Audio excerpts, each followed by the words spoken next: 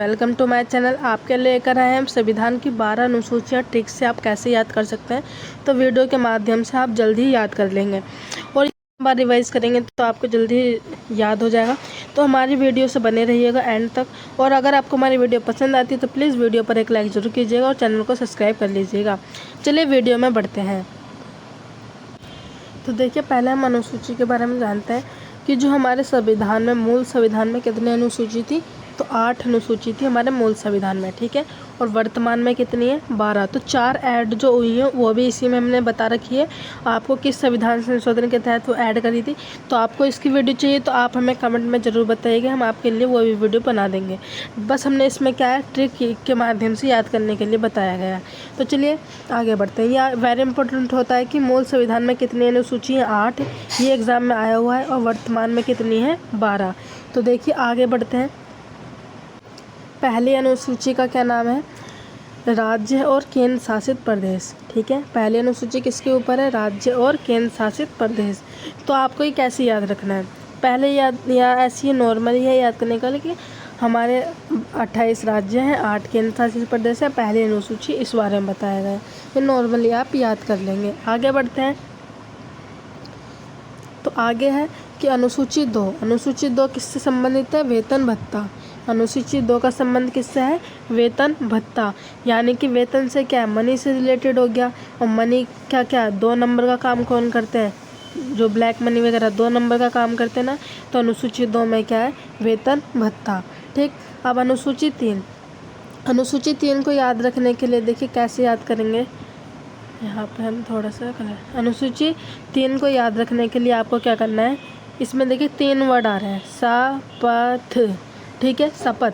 तो 3 अनुसूची 3 में क्या है? 3 शब्द, शपथ। तो आप ऐसे याद कर सकते हैं। फिर अनुसूची 4। अनुसूची 4 में क्या है? राज्यसभा के बारे में बताया गया है, ठीक है। ये आपको नॉर्मली याद करना है, राज्यसभा के बारे में बताया गया। अब देखिए कुछ तो याद करना ही पड़ेगा। फिर आता है अनुसूची 5। अनुसूची 5 में क्या है? एससी और एसटी के बारे में बताया गया है। एससी एसटी, आप देखिए जो 5 का जो साइन है ये ऐसे है। ये सेम सिंबल एस की तरह भी तो होता है। तो आप ऐसे याद रख सकते हैं, एससी और एसटी, अनुसूची 5। अनुसूची 6 में क्या है? ये इम्पोर्टेंट है, वेरी इंपॉर्टेंट है, क्योंकि इससे रिलेटेड आपका एग्जाम में देखने को क्वेश्चन मिल चुका है। अनुसूची 6 में क्या है कि असम, त्रिपुरा, मेघालय, मिजोरम के बारे में बात की गई है। आप इसको कैसे याद रखेंगे? अनुसूची 6 में ATMM, ठीक है, ATMM। तो क्या है? असम, त्रिपुरा, मेघालय, मिजोरम, ठीक है। ये नाम आता है, डायरेक्ट राज्यों के नाम पूछता है, तो इसलिए। फिर अनुसूची 7 में क्या है? अनुसूची 7 में आपका क्या है? सूचियों के बारे में बताया गया। जो 3 सूची, राज्य सूची, संघ सूची, समवर्ती सूची, इनके बारे में क्या है? बताया गया है। तो आप कैसे याद रखेंगे अनुसूची 7? तो देखिए 7 क्या है? 7 फेरे होते हैं ना, 7 फेरे। तो क्या उसकी कोई लिस्ट तैयार हुई होगी, उसके अकॉर्डिंग हुआ होगा ना। तो ऐसे लिस्ट का को हिंदी में क्या कहते हैं? सूची। तो वही है, ठीक है, इसका मतलब। आगे चलते हैं। ये बहुत ही इजी ट्रिक्स लेकर आए, तो आप वीडियो को सब्सक्राइब जरूर कीजिए, वीडियो को लाइक ज़रूर कीजिएगा और चैनल को सब्सक्राइब कीजिएगा। अनुसूची 8 में क्या है? भाषा। अनुसूची 8 में क्या है? भाषा, ठीक है। ये नॉर्मली याद करेंगे कि अनुसूची 8 भाषा से संबंधित है। अनुसूची 8 में क्या है कि मूल संविधान में कितनी भाषाएं थी? 14 भाषाएं थी मूल संविधान में। और वर्तमान में कितनी भाषाएं? 22, ठीक है। वर्तमान में 22 भाषाएं और मूल संविधान में 14 भाषाएं थी। ये आपको याद करना है। फिर आता है अनुसूची 9। अनुसूची 9 किससे संबंधित है? भूमि सुधार से संबंधित है। अनुसूची 9 किससे संबंधित है?